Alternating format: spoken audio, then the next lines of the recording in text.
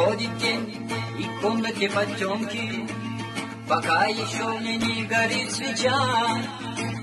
И за столом великий князь Потемкин сидит о чем-то в гневе там ворча. Проклятый шейх Мансур все мысли спутал, как горле кот засев в душе моей.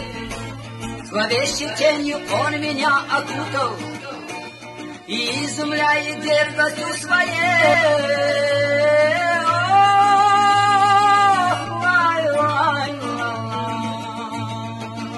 Страх клич Мансура вселял.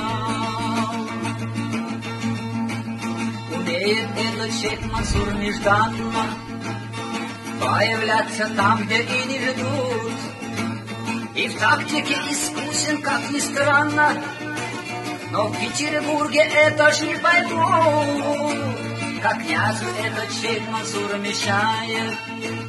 Он дни и ночи думал про него, и много золота князь обещает, коль сможет, кто принес главу его.